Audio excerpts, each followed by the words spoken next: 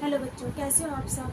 उम्मीद करती हूँ आप स्वस्थ होंगे, मस्त होंगे। और अगर आप हमारे चैनल पर नए आए हो तो चैनल को सब्सक्राइब करना ना भूलें।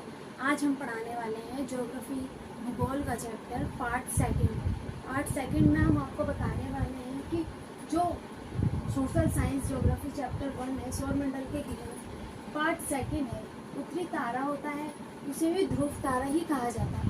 ठीक है बच्चों, यह स्थित एक ही जगह पर होता है जो अपनी ऊष्मा और प्रकाश तारों से या अन्य खगोलीय पिंडों से प्राप्त करते हैं। उन्हें ग्रह कहते हैं। ग्रह को अंग्रेजी भाषा में प्लेनेट कहते हैं, ग्रीक भाषा में प्लेनेनाइट शब्द से बना है। अब प्लेनेनाइट का अर्थ क्या होता है? परिभ्रमण या चारों ओर घूमने वाला। पृथ्वी भी एक ग्रह है, ठीक है। अब पृथ्वी एक ग्रह है तो पृथ्वी जो है वो सूर्य से ऊष्मा, ऊर्जा, प्रकाश ग्रहण करता है। अब सूर्य के निकट कौन है? सूर्य के निकट सबसे पहले आता है बुध। अब ये बुध जो है 88 दिन का समय लेता है भ्रमण करने का, घूमने का। और उसके बाद आता है शुक्र। शुक्र जो है वो 108 दिन का समय लेता है, ठीक है। और पृथ्वी 150 दिन का समय लेती है। और अब बृहस्पति जो होती है 77 मतलब 77 दिन का समय लेती है। अब इसके बाद आता है शनि। शनि जो होता है 1004 to 7 दिन, ठीक है।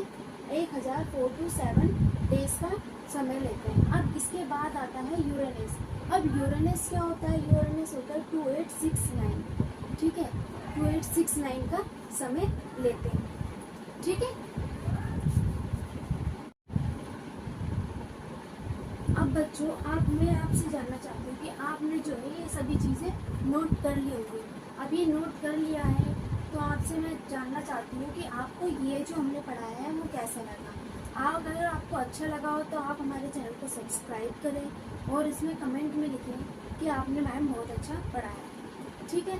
और अब मैं आप इसको मिटाने वाली हूँ, ठीक है बच्चों। और अगर आपने नोट कर लिया है तो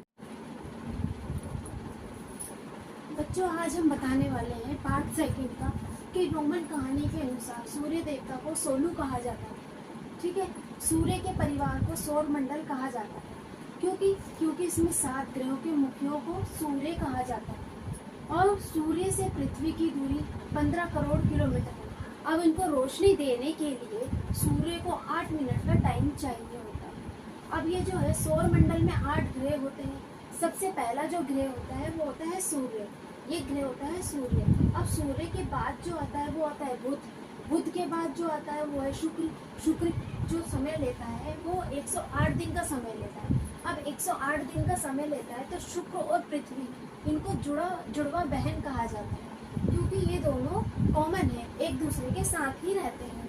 अब पृथ्वी में आकृति के हिसाब से 5वां सबसे बड़ा ग्रह है। अब पृथ्वी को नीला ग्रह भी कहा जाता है। क्यों? क्योंकि 2 से 3 तिहाई हिस्सा पानी का ही हिस्सा होता है, ठीक है बच्चों।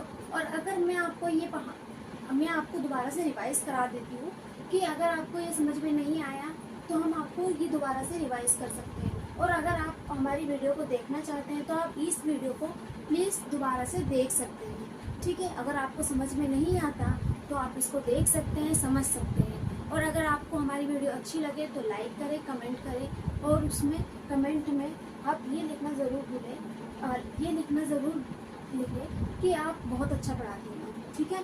और अब इसके बाद जो आप नेक्स्ट चैप्टर स्टार्ट करेंगे तो मैं चाहती हूँ कि आप इसे नोट डाउन कर लीजिए, ठीक है। अगर आपने इसे नोट डाउन कर लिया है तो मैं आप इसको इरेज कर दूँ।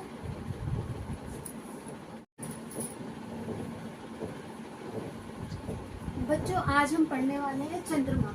अब चंद्रमा क्या होता है कि चंद्रमा भी यह एक उपग्रह है।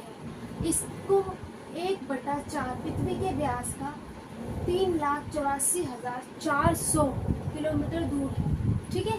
अब चंद्रमा पृथ्वी का चक्कर लगाने के लिए कम से कम 27 दिन का समय लेता है। अब ये जो चंद्रमा है, चंद्रमा का आधा हिस्सा नजर आता है। क्यों? क्योंकि पूरा हिस्सा नजर नहीं आ पाता। तो ये शुद्ध ग्रह है। अब शुद्ध ग्रह क्या होता है अब हम ये जानेंगे कि मंगल बृहस्पति के बीच में जो सफेद पट्टी होती है उसे ही हम शुद्ध ग्रह कहते हैं। ये मंगल और बृहस्पति के बीच में पाए जाते हैं, ठीक है बच्चों। आप इसको नोट डाउन कर लीजिए। अगर आपको हमारी वीडियो अच्छी लगी तो नोट डाउन कर लीजिए, ठीक है।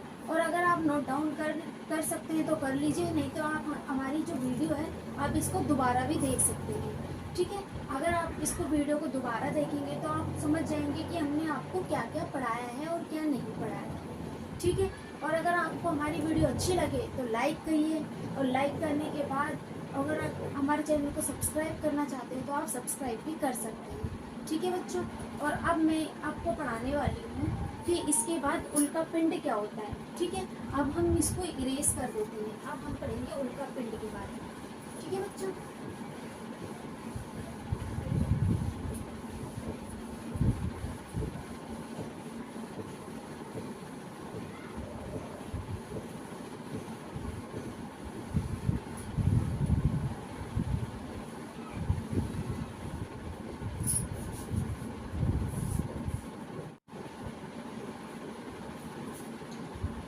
हेलो बच्चों, आज हम पढ़ने वाले हैं उल्का पिंड के बारे में।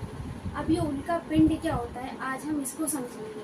उल्का पिंड जो होता है वो तारे, ग्रह, सूर्य के चारों ओर चक्कर लगाने वाले एक छोटे छोटे पत्थर जो होते हैं उनके टुकड़ों को उल्का पिंड कहा जाता है, ठीक है। अब कभी कभी उल्का पिंड पृथ्वी के इतने पास होते हैं और हवा के तेज घर्षण के कारण वो जलकर नीचे जमीन पर गिर जाते हैं।